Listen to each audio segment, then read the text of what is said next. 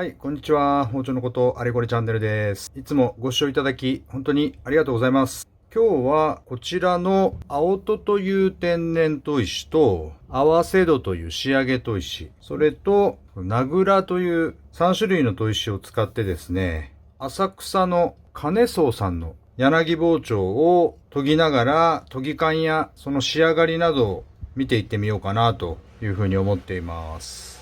砥石に関しては、2500番ほどの粗さだと思います。で、この青戸も最近は希少になっている砥石になってますね。小本山という京都で採れるものです。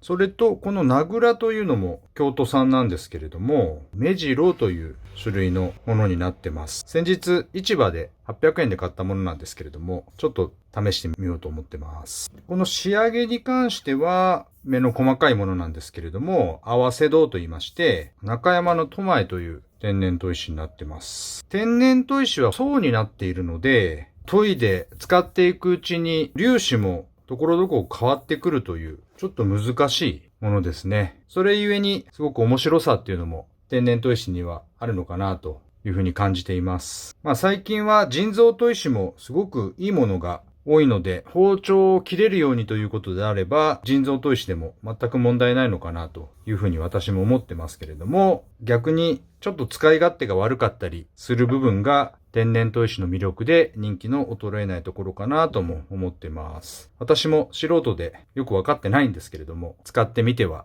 研いでるという感じになります。そんな感じで今回はこちらの包丁を研いでいってみます。はい。では早速研いでいってみたいかなと思っていますけれども、刃がついていない感じなので、本来もう少し粗いもので研いでからの方がいいんでしょうけど、一回研ぎ進めてみます。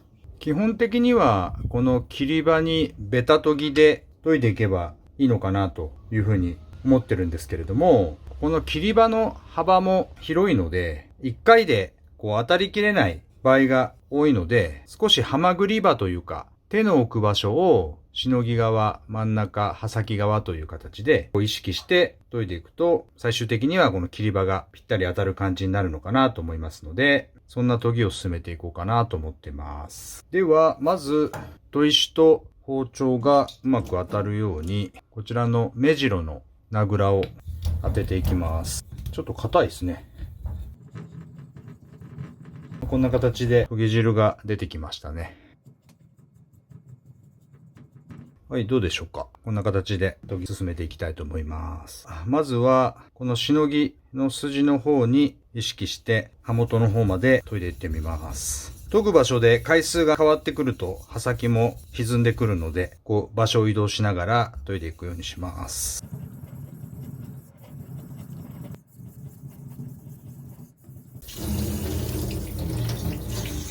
はい。こんな感じで、まずは、ちょっと場所を分けながら、7、80回研ぎましたかね。このしのぎのところには綺麗に当たってますよね。あと、次はちょっと真ん中の方を意識して、同じように7、80回ぐらい研いでいってみようかなと思ってます。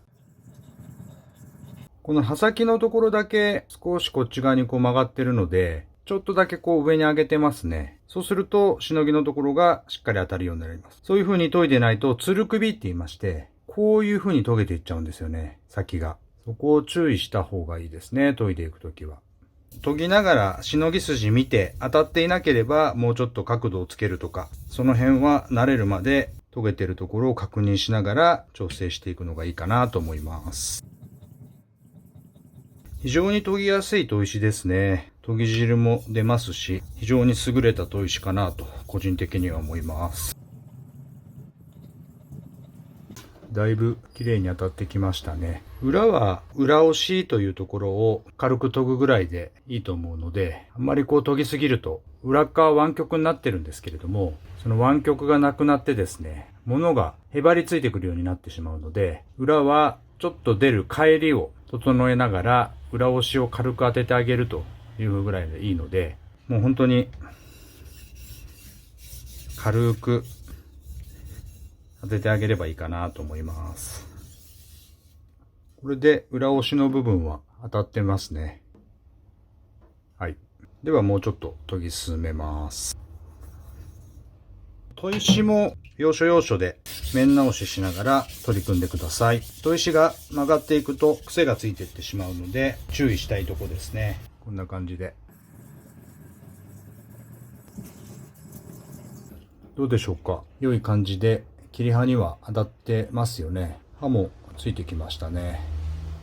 全然切れない状態だったので、もうちょっと時間がいるかなと思います。はい。15分ぐらい研いでんでしょうかね。いい感じで当たりましたね。こっからまたより繊細にするために仕上げを当てていきたいと思います。今回はこちらの中山のトマエという風な仕上げで最後研いでみたいなと思います。この状態でもちょっとところどころキレが悪いところもありますけれども、2500番でも十分切れるようになってる感じはしますね。最後仕上げで整えます。仕上げの砥石も中砥石と研ぎ方は一緒ですね。角度とか変えないです。この切り刃のところをこの仕上げの番手に変えていくという感じですね。同じように研いでいきたいと思います。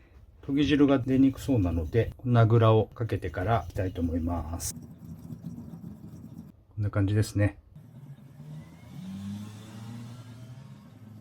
名倉をかけると包丁がまとわりつきながらしっかり滑ってるという感じがしますね。砥石の種類や名倉の種類によっても変わってくるんでしょうけれども、できればいろいろ試して包丁の鋼材に合う砥石と名倉の相性というのを見つけていくとまた面白いかなと思います。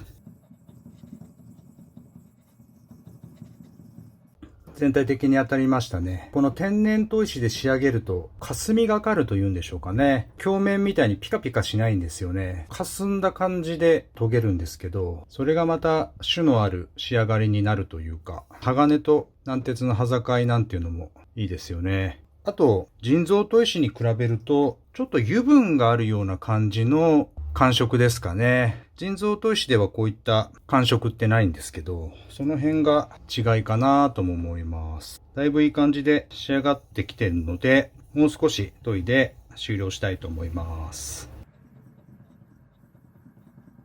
ちょっとこんな感じで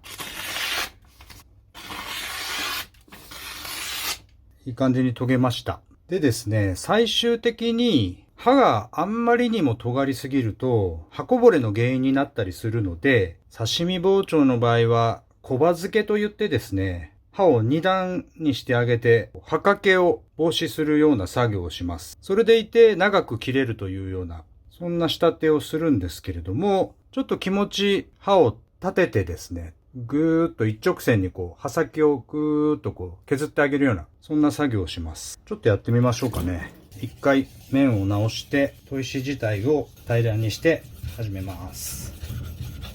若干刃を立てて一気に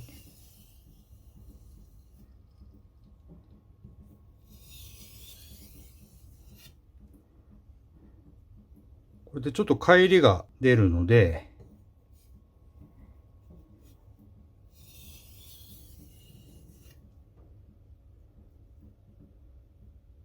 それを逆も同じように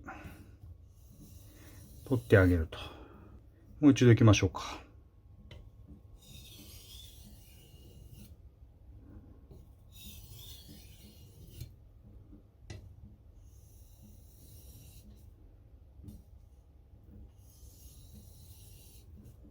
はい。こんな形で小刃付けも完了です。研ぎは終了したいと思います。はい。それでは試し切っておきましょうかね。かなり切れるようになりましたね。はい。ということで、いかがだったでしょうか。天然砥石を使って包丁を研ぐという動画をお送りさせていただきましたけれども、包丁研ぎもなかなか奥の深い作業ですよね。それゆえに面白さや楽しみもたくさんあるのかなというふうに思っております。ぜひご興味のある方は、今回の動画も参考にしていただきながら、自分なりの楽しみを見つけて、包丁研ぎを追求していっていただければなというふうに思います。その他、私のチャンネルでは包丁にまつわる研ぎや磨きなど、いろいろと配信しておりますので、ぜひそちらも合わせて見ていただけるとありがたいかなと思います。それでは今回の動画はこれで終了とさせていただきます。いつも最後までご視聴いただき本当にありがとうございます。何かご質問等あればお気軽にコメント欄にお問い合わせください。ではまた次回の動画でお会いしましょう。さよなら。